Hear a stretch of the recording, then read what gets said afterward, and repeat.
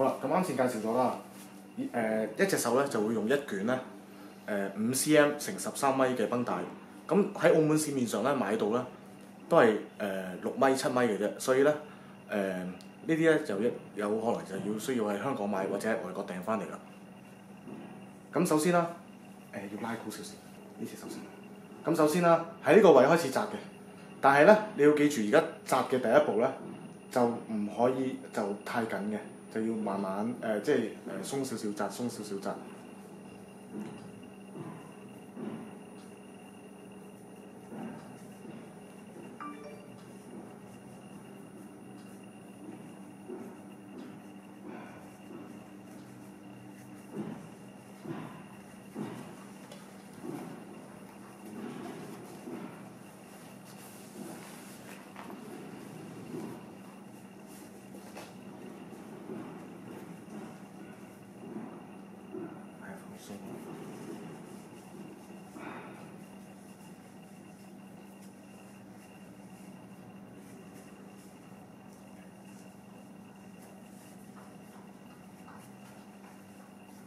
而家手指擘大少少，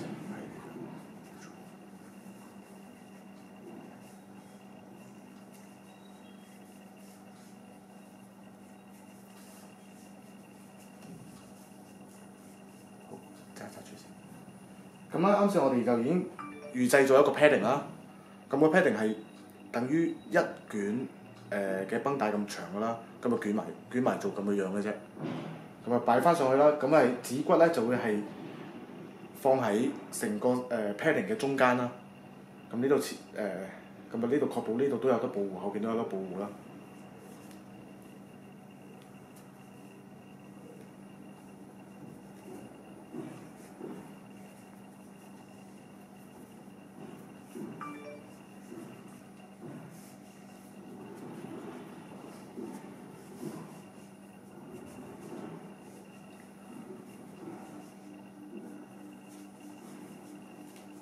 好啦，咁綁完呢次嘅手指公之後咧，就會將佢咧擺喺手指嘅中間啦，拉落去，去翻呢度下邊呢個位，呢度下邊嘅呢個位，揞一揞佢，上翻去。咁一陣會解釋翻咧點解要咁樣做嘅。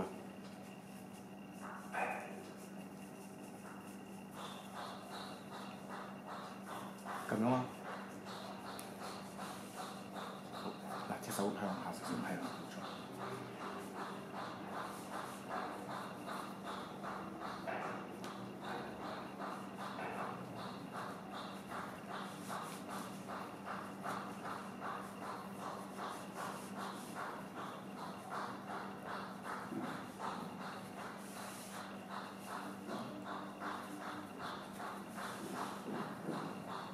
咁咧，同埋咧職業嘅紮手咧，根據翻我學嗰啲人嘅口中啦，就係比業餘嘅紮手係仲會緊啲同埋硬少少嘅。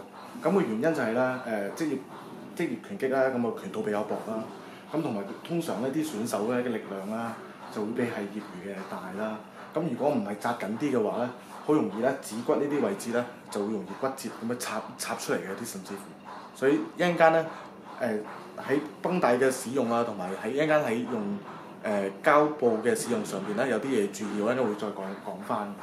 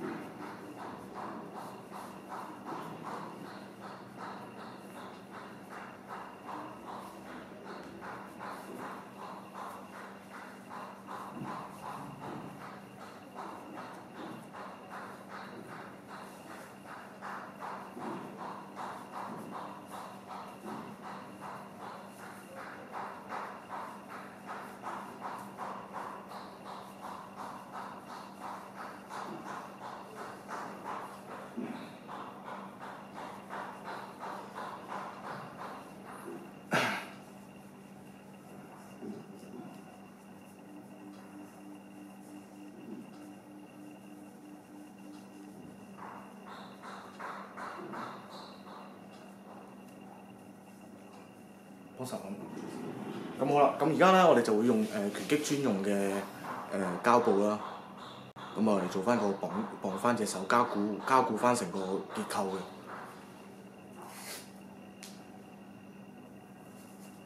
咁同一樣啦，喺第一陣綁膠帶嗰陣咧，就唔使話好緊嘅，鬆鬆地咁樣綁兩個圈先。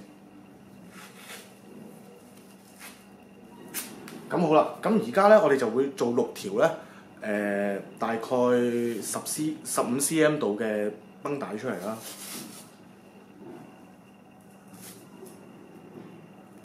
咁啊總共做3條嘅，咁啊黐住喺呢度先。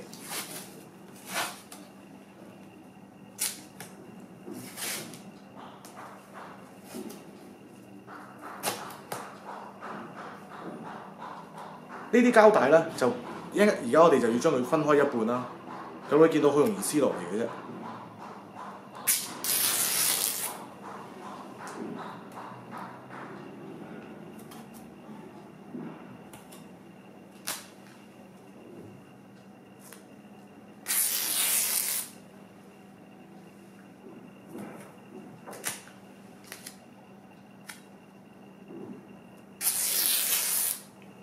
好啦，咁樣分開晒之後咧，仲要做多一條，大概10 cm 長嘅，一樣啦，將佢撕翻開一半。咁你而家見到咧鏡頭嗰度咧，總共係有8條嘅，6條長，2條短。咁一陣間我會話翻俾大家聽我哋點用嘅。咁好啦，而家呢度我哋已經係綁實咗啦，咁啊等個繃帶唔會甩出嚟啦。咁而家我哋反轉啦。咁呢條帶嘅作用咧，其實咧就係我嚟咧做翻個握位嘅。因為而家你見到啦，康師傅而家試下握下拳，係咪而家啲紗布都阻住晒，唔係握得好實？好啦，咁呢個作用咧就係咧，將所有呢度嘅繃帶箍實佢。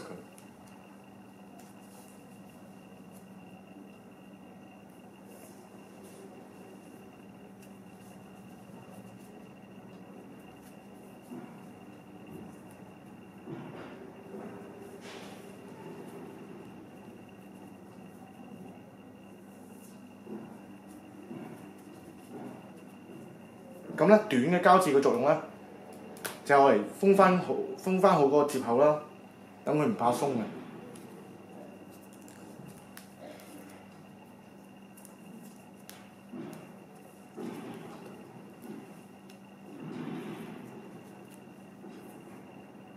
碎咗，唔怕，一陣間再整。而家整住先。而家你試下握下係咪容易咗？好啦，呢個第一步啦。咁第二步長呢係點用咧？咁我嚟黐翻個指骨位嘅，咁啊每隻手3條啦，1、2、3咁樣嘅，咁個道理都係一樣啦。喺翻中間度黐翻佢，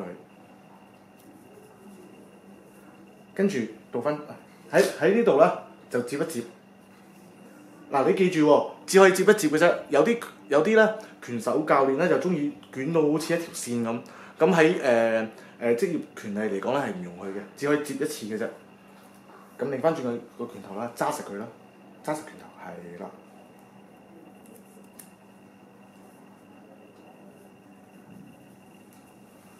就係咁樣黐實佢啦。好啦，到另外啦，都係啦，喺中間，都係呢度中間個位嘅。跟住呢度又係接一接，揸實佢。一下先前呢度。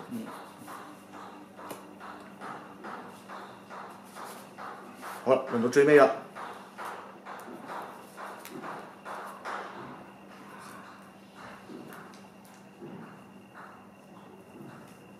揸實。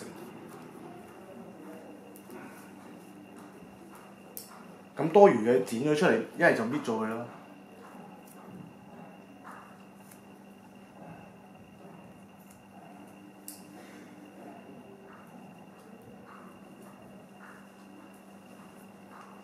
好啦，咁而家你要記住啦，所有紮手咧可以去到指骨嘅，只係得呢3條膠布嘅啫，其餘嘅膠布就唔可以黐到嚟呢度嘅。咁如果唔係就過硬咧，咁攻擊性就有所增強，咁係唔啱規矩嘅。咁然後啦，我哋就會由呢度開始紮起啦，綁起啦。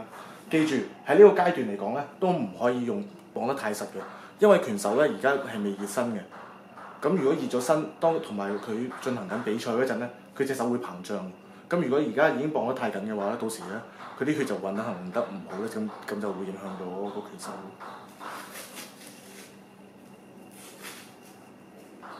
咁根據翻外國嘅講解啦，咁喺下邊綁嗰陣咧就要鬆啲，但係上到嚟嗰陣咧就實翻少少，呢度鬆，呢度緊，鬆，緊。好啦，咁跟住就上嚟啦，打個交叉上翻嚟啦。咁要睇翻，去翻嗱，咁平時度係點度咧？擺一隻手指喺呢度，喺呢度嘅後邊咧都係貼膠布，呢度前邊咧一隻手指位就唔可以貼膠布嘅。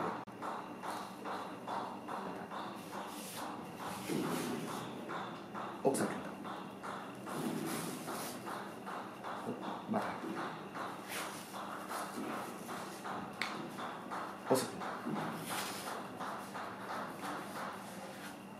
好擘大，屋實拳頭，咁啊做翻個交叉位落翻嚟，好擘大。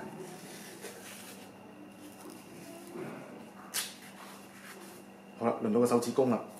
咁個手指公係點貼咧？喺呢度咁樣落去啦，喺個手指公落去。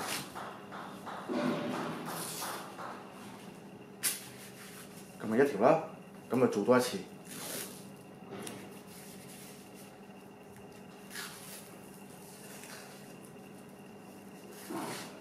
好啦，咁啊，而家完成咗7成啦。咁你見到咧，其實個雛形已經喺度，但係咧，啱先我講過啦，因為職業拳套咧就比較薄啦，康師傅你揸實。喺撞擊嗰陣咧，呢啲指骨就比較容易受傷，甚至乎骨折嘅。咁我哋會加強翻上邊嘅膠布啦，等佢成個結構咧就會硬咗啦。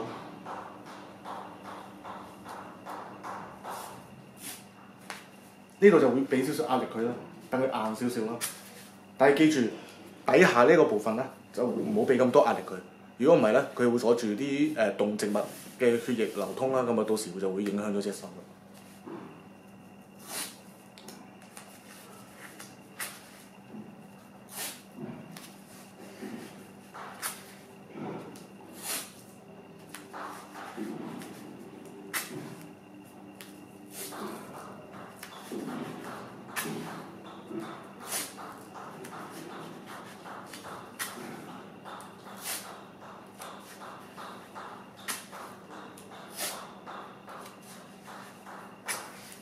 到最後咧，就喺度又係輕輕地放多一陣。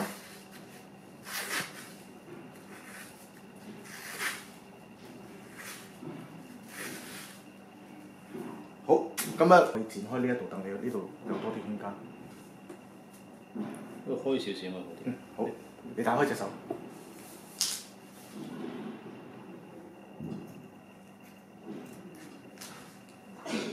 舒唔舒服啲？好。咁而家我哋紮埋另外一隻手好唔好？好。睇下呢個行業都冇。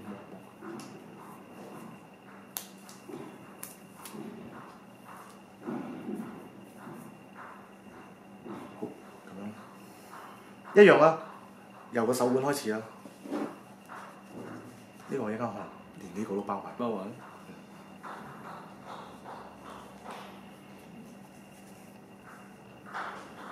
伸出嚟少少，係啦。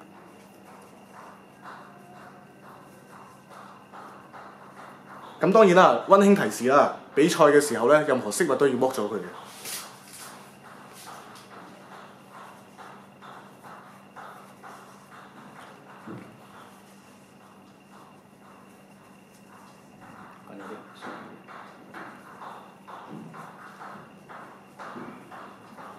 我而家由呢度可唔可以太緊？試下，你再鬆啲好啲。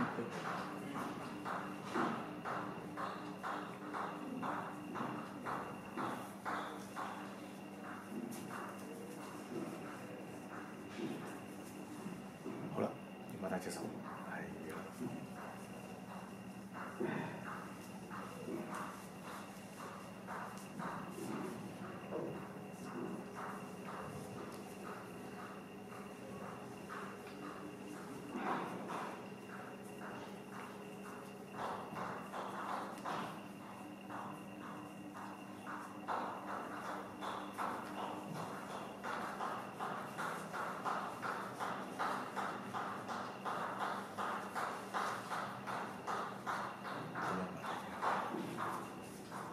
咁呢度包都係啦。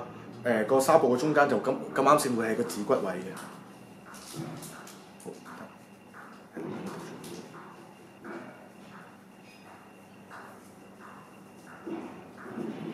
幫手點咁啊，第二隻手都係啦，咁紮咗指骨位兩次左右咧，就將個 padding 擺翻上去啦。咁咧視乎個拳手，因為個拳手你訓練㗎啦，你就會比較清楚啦。唔係力量咁大嘅拳手咧，咁可以捲25次，咁佢用唔足一卷嘅。咁有原因嘅，因為咧咁力量比較細嘅拳手會帶細啲嘅拳套啦。如果你做到太厚嘅話咧，有可能會塞唔落嘅。咁如果力量強啲嘅，咁咪用翻一卷。咁今次而家呢個示範係捲咗25次嘅啫，右手又係咁，而家左手嘅都係。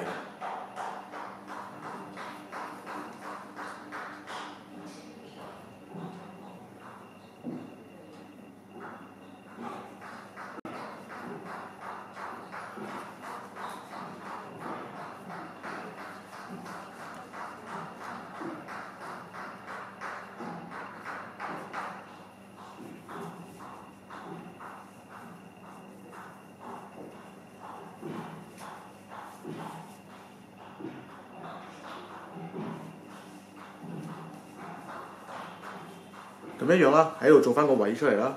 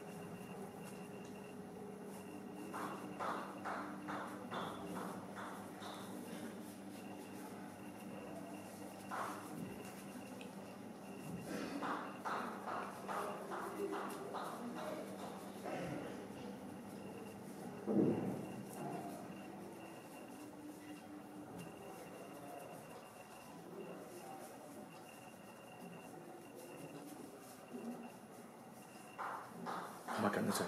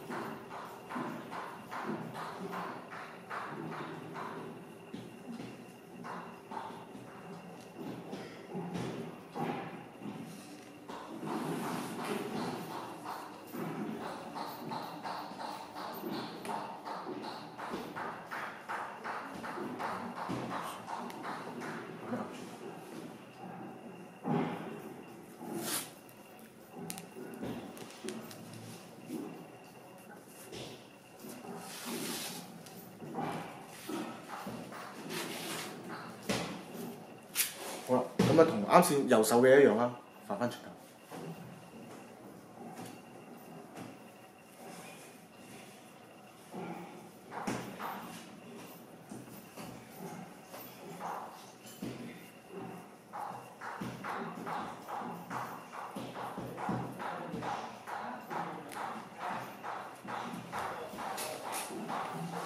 咁佢哋職業拳手平時練習，佢哋未必需要話升級嗰啲咪嘢啊嘛，同時。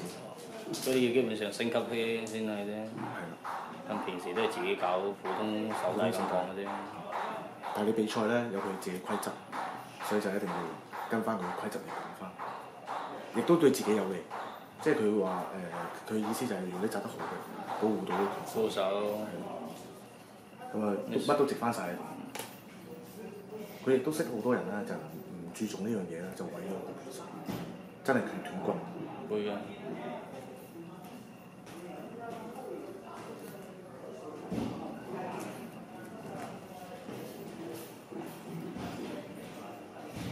所以都建議啊，大家真係平時練習又好，或者甚至比賽都好，嗰個手底咧一定要自己本身都要識。去好好地點樣知道點樣保護自己，唔係頭頭企企咁人幫你要幫。而家就唔係咁樣，但係鬆開少少係冇錯。咁啊同啱先一樣啦，呢度折翻少少，擰翻轉，揸實。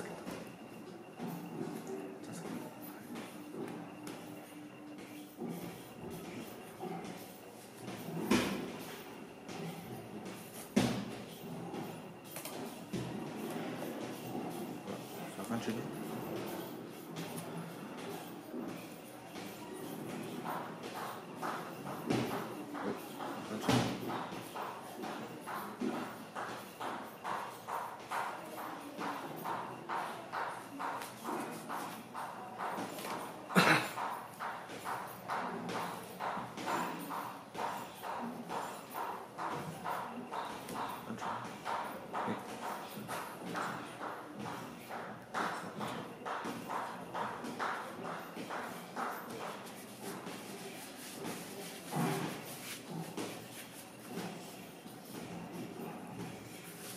好啦，咁啊而家順翻晒啦，咁啊一樣啦，由個手會開始放氣。咁你記住喎，喺上邊就可以用壓力，到下邊咧就鬆翻。上邊用壓力，下邊就鬆翻。上邊用壓力，下邊就鬆翻。上邊一樣。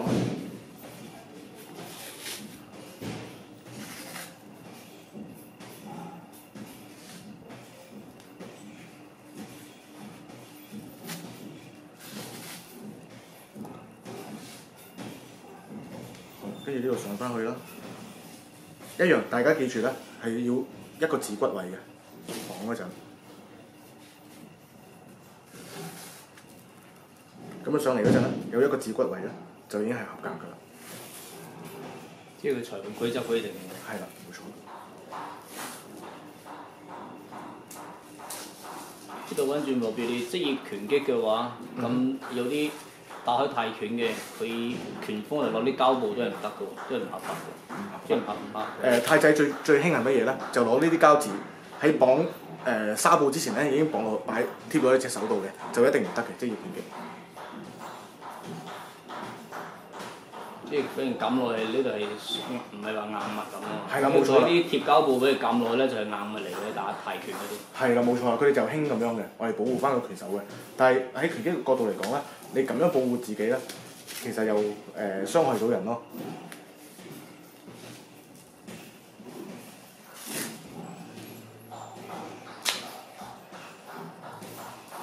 一樣啦，手指公位啦，兩條。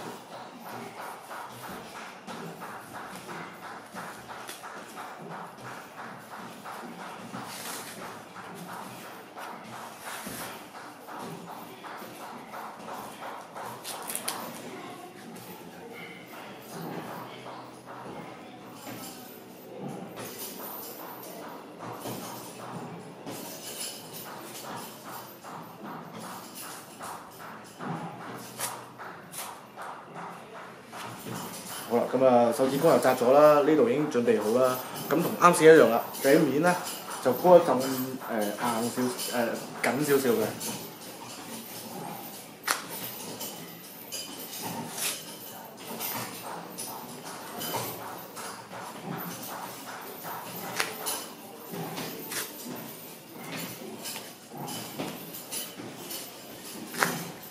其實而家食朋友都 OK 啊。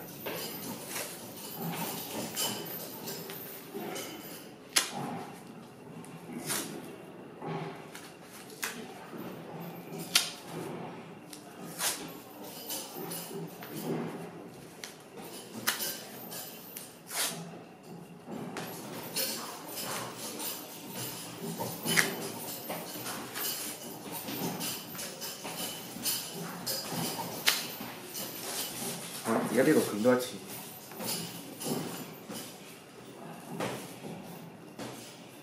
而家揸實拳係啦，放鬆。其實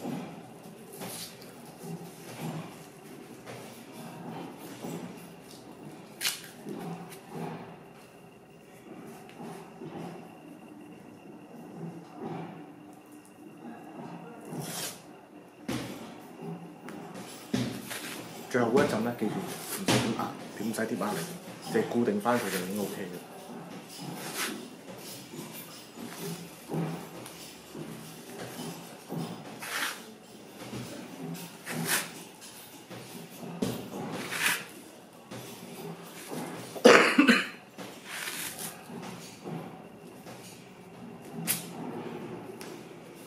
OK，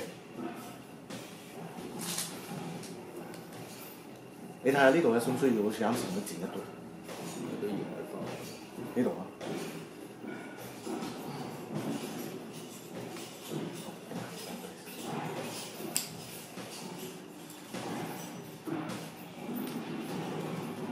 舒唔舒服？係咪過緊？而家你有冇感覺？有邊個位而家暫時覺得係唔舒服？都 OK。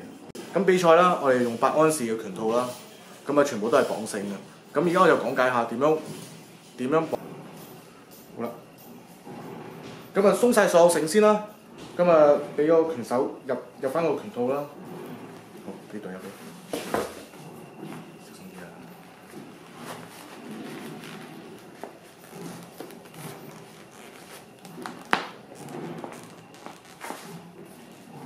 呢度多唔多空位 ？OK 啊。今日綁緊佢啦。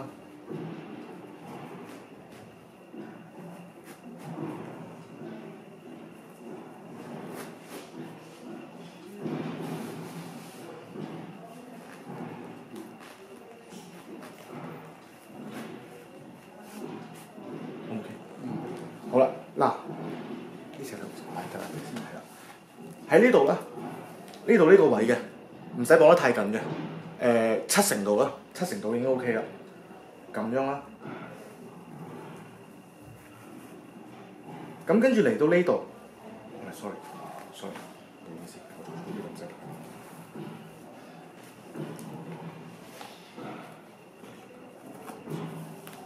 好啦，70啦，而家你下邊唔怕緊㗎嘛嗰度。嚟到嚟呢度啦。再倒翻轉，跟住又落翻嚟，打個交叉。咁上嚟喺邊度上咧？你會見到咧每個拳套咧呢度有一條線嘅，無論咩牌子都好，都有一條線啦。咁喺翻呢度做個點啦，打翻個 kick。咁如果仲係太長嘅，轉佢多一個圈，再上翻嚟。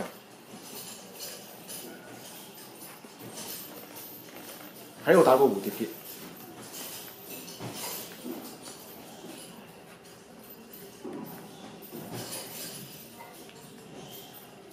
你要記住喎，喺職業拳擊嗰度咧，個蝴蝶結一定喺上邊嘅，就唔可以下邊嘅。個原因係咧，驚你出擺拳嗰陣咧，開掌咁啊呢度咧，如果你綁得唔緊，甩咗出嚟嘅話咧，就容易傷害到拳手。咁所以咧就一定要係呢度咁樣綁嘅。咁而家講黐膠紙啦。咁就喺職業嘅拳例入邊啦，有啲鬆，有啲協會咧就會鬆啲啦，有啲又緊啲啦。但係我哋都通常咧都會建議咧個繃帶咧就由呢度一直翹到呢度，遮晒呢度成個空間嘅。有啲拳手咧，你會見到淨係遮住呢度嘅啫。咁但係你條繩會喺呢度咁樣綁住噶嘛，亦都容易傷到個拳手個對手。咁所以我哋會喺沿住條線啦。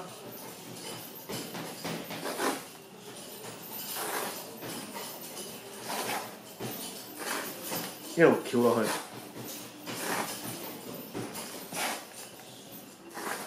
咁有樣嘢要注意嘅，咁你見到咧拳套咧，通常呢度咧有啲招紙啊，呢度個八字有個招紙啊，全部都要遮實佢。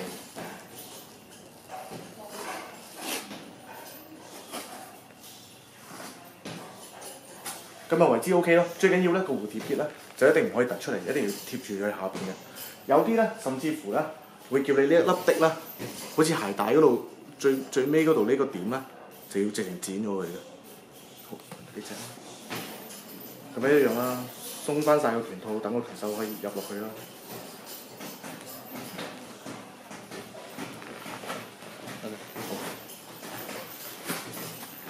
好，我幫你揞住。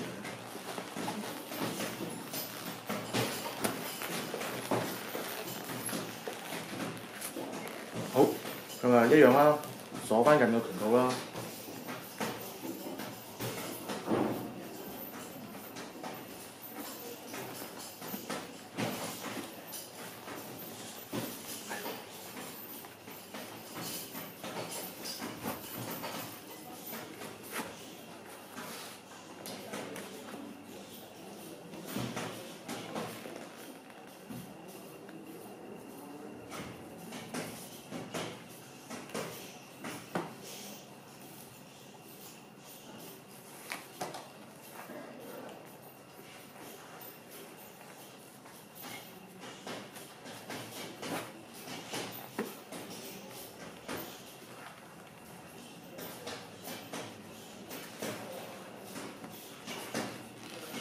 咁同右邊一樣啦，個蝴蝶結咧都係要喺個正上方。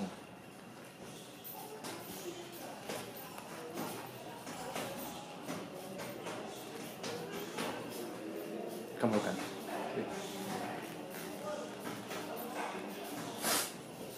記住啦，都係沿住條線啦，遮住個蝴蝶結啦，等佢唔怕傷害到其他拳手啦。沿住上邊落去。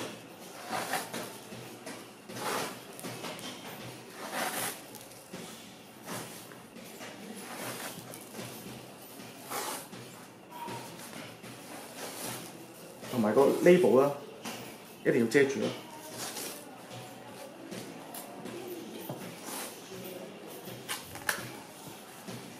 好啦，咁啊大功告成啦。OK， 大家留意下，咁頭先 Samson 咧就特意包咗兩個手，左手同右手啦。大家對比下，睇下我呢個左手同右手有咩分別啊？